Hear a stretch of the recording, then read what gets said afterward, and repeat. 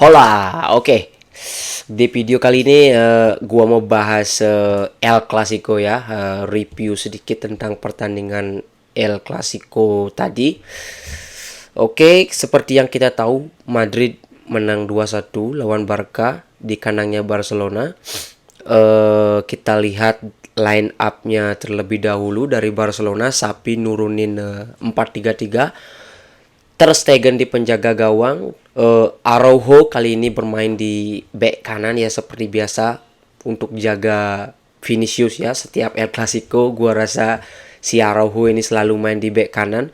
Sementara di back tengah ada Christensen dan Inigo Martinez, dan di back kiri ada si Balde, dan tiga di tengah ada Gavi, Gundogan dan si Fermin Lopez, pemain muda juga. Dan kali ini Cancelo bermain di penyerang sayap ya, sayap kanan. Sementara di striker ada Ferran Torres dan siapa namanya, Felix di sayap kiri. Sementara di Madrid, Ancelotti main 4-4-2 seperti biasa. Kepa, Mendy kali ini bermain sebagai bek kiri. Di bek tengah ada Alaba, Rudiger, Carvajal bek kanan, dan Tchouaméni di gelandang bertahan, Kroos, Valverde di tengah, dan Bellingham di nomor 10. Dan dua penyerang di depan ada Vini sama Rodrigo. Ya, Barcelona di El Clasico kali ini pemainnya banyak yang absen ya. Siapa yang absen? Koundé masih absen, Frenkie de Jong masih absen, dan siapa namanya satu lagi, Pedri juga masih absen. Untungnya Lewandowski udah bisa main, udah bisa balik. Ya, awal-awal babak pertama Barcelona bermain lumayan bagus ya, cukup bagus menurut gua, berani ngepress dan bikin Madrid kesulitan untuk mengembangkan permainan ya. Madrid ini bermain buruk ya di babak pertama kalau menurut pendapat gua. Ini udah sekian kalinya Madrid itu off di awal-awal babak, terutama di babak pertama, dan berhasil dimanfaatkan oleh Barcelona. Barcelona berhasil cetak gol Gundogan, gol yang berawal dari wall pass kombinasi di sepertiga pertahanan Madrid, dan bolanya itu berhasil dipotong oleh Tchouaméni, tapi bolanya itu mengarah ke kotak penalti. Dan back-backnya Madrid itu ya sering sekali terjadi miscommunication seperti ini, dan berhasil dimanfaatkan oleh Gundogan dan di finishing dengan sangat baik. Ya, praktis di babak pertama Madrid ini bermain enggak banget kalau menurut gue. Sama sekali nggak ada peluang di babak pertama, nggak ada chance, nggak ada kombinasi, nggak ada kreativitas permainan. Praktis di lini tengah itu ya milik Barcelona menurut gue. Dan Barcelona bikin beberapa peluang yang cukup berbahaya di babak pertama, terutama peluang dari si Fermin Lopez yang sempat kena mistar, dan akhirnya reboundnya itu berhasil disuting oleh Araujo. Tapi ya, Kepa bermain cukup bagus di pertandingan kali ini. Ya, untung Madrid ini kebobolan 1 gol di awal babak pertama. Kalau hal yang sama terjadi saat melawan Atletico, kebobolan 2 gol di babak pertama, gue nggak yakin Madrid ini bisa comeback di babak kedua. Dan skor 1-0 di babak pertama. Ya, Barcelona layak unggul di babak pertama. Ya, Barcelona enggak bermain terlalu bagus, tapi masih oke lah, masih lebih baik daripada Madrid. Dan akhirnya di babak kedua Ancelotti melakukan beberapa perubahan di babak kedua, mengganti beberapa pemain. Ya, pergantian yang sangat-sangat krusial menurut gua ya. Ferland Mendy ditarik diganti oleh Camavinga di posisi bek kiri. Gue nggak ngerti ya kenapa Ancelotti ini memasang si Ferland Mendy, kenapa nggak mainin si Camavinga dari awal. Nah, Ferland Mendy ini oke dari segi defensif, Ferland Mendy ini oke, tapi dari segi ofensifnya, dari segi menyerang sama sekali. Ini pemain mirip AWB di MU ya. defense-nya oke, tapi attacking-nya itu parah. Crossing juga nggak bisa ini pemain. Dan akhirnya Toni Kroos juga ditarik. Ya, Toni Kroos bermain so-so lah di babak pertama, nggak jelek, nggak terlalu kelihatan juga. Akhirnya Modric masuk di menit 63 dan Rodrigo juga diganti oleh Joselu. Ya, Rodrigo juga sama sekali nggak kelihatan. Dua penyerangnya Madrid sangat terisolasi di lini depan ya. Dan sementara Vini juga gitu. Ya, Vini ini gimana ya menurut gua? Oke, Vini ini salah satu winger, salah satu pemain depan top, tapi yang gue nggak suka ya attitude-nya si Vini ini parah. Terlalu banyak protes, gampang terprovokasi, dikit-dikit jatuh, dikit-dikit minta pelanggaran. Ada beberapa momen dia kehilangan bola padahal itu nggak pelanggaran, dia nggak mau ngepres balik. Ini sih tugasnya Ancelotti buat nampolin pemain-pemain kayak gini ya. Seharusnya Ancelotti ini bisa memberikan instruksi kalau biar Vinicius ini nggak terlalu banyak tingkah lah, fokus ke pertandingan, fokus ke permainan. Jadi ya seperti pertandingan tadi sama sekali nggak kelihatan ya Vini ini sibuk ngomel-ngomel. Dan terbukti pergantiannya si Ancelotti ini pengaruhnya sangat besar, terutama kalau menurut gua itu si Camavinga sama Modric ya. Ya, ini game changernya Madrid kalau menurut gua.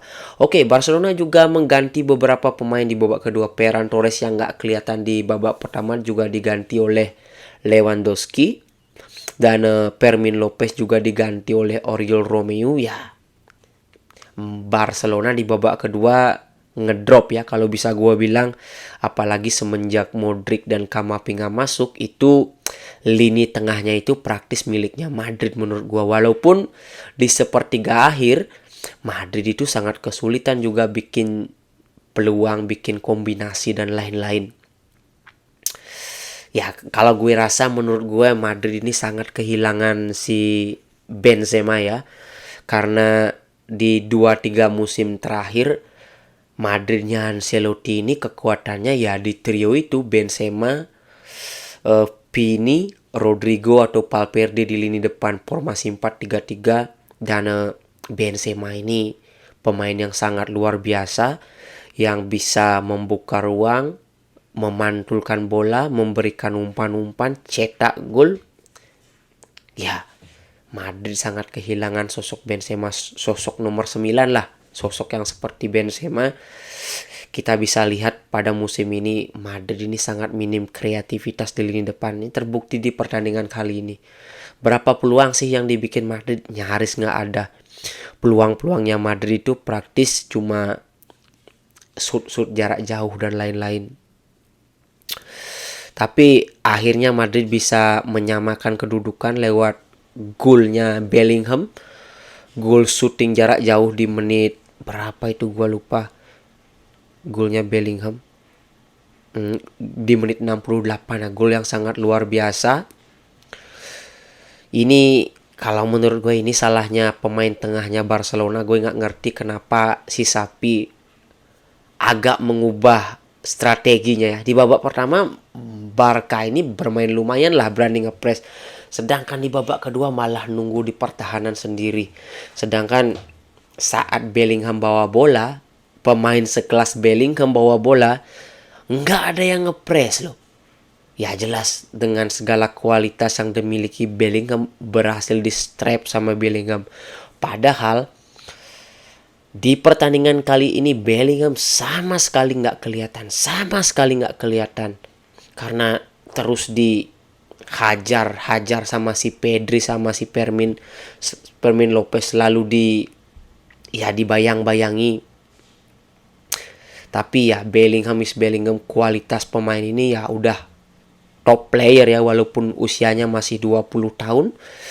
Dan akhirnya kembali Madrid bermain ngepres di babak kedua, di akhir-akhir babak kedua, karena melihat Barcelona juga udah sedikit ngedrop ya. Akhirnya umpan tariknya si Carvajal mantul ke Modric, dan mantulnya itu pas ke Bellingham di menit 92 kalau nggak salah, di injury time ya. Madrid unggul 2-1. Tapi ini emang Bellingham ini nggak kelihatannya, tapi instingnya Bellingham ini luar biasa menurut gue. Instingnya ini sebagai gelandang, instingnya ini insting sekelas striker top loh menurut gue. Luar biasa Bellingham ini. 2 peluang 2 gol. Hampir sama sekali nggak kelihatan Bellingham ini di pertandingan kali ini. Tapi ya mungkin dari segi hasil, gue sebagai fansnya Madrid, gue sangat happy dengan hasil pertandingan ini.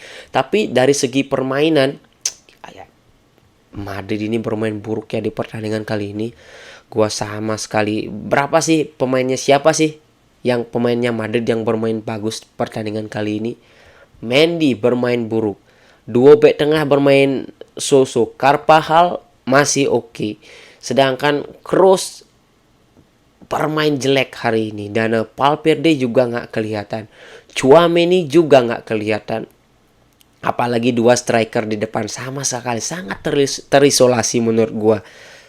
Ya, kalau menurut gua Barcelona juga gitu. Barcelona juga nggak bermain bagus juga pertandingan kali ini, tapi kedua tim ini nggak layak menang menurut gue ya. Mungkin hasil seri bisa menjadi hasil yang adil, tapi dari segi efektivitas Madrid layak menang karena bisa memaksimalkan peluang sekecil apapun untuk cetak gol. Ya, El Clasico kali ini kembali ya, El Clasico yang sangat cukup membosankan menurut gue sempat ngantuk loh nontonnya El Clasico ini.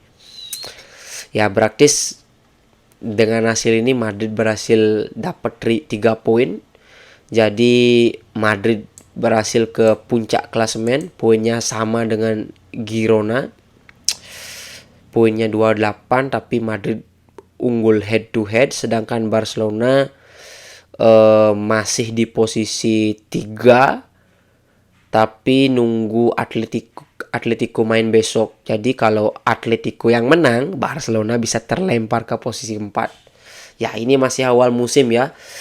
Ini kemenangan El Clasico ini belum menentukan apapun, masa karena perjalanan masih sangat panjang, liga masih sangat panjang. Jadi ya, gua harap Ancelotti bisa menemukan solusinya untuk Madrid ini. Madrid nggak boleh terlalu ketergantungan sama Bellingham. Sebuah tim besar itu nggak boleh ketergantungan dengan 1-2 pemain. Ya, gua melihatnya di awal-awal musim ini Madrid ini sangat ketergantungan sama Bellingham, terutama dari segi cetak gol ya. Gua harap pemain-pemain lain, apalagi Arda Güler mau balik, gua harap pemain-pemain lain bisa memberikan kontribusi juga.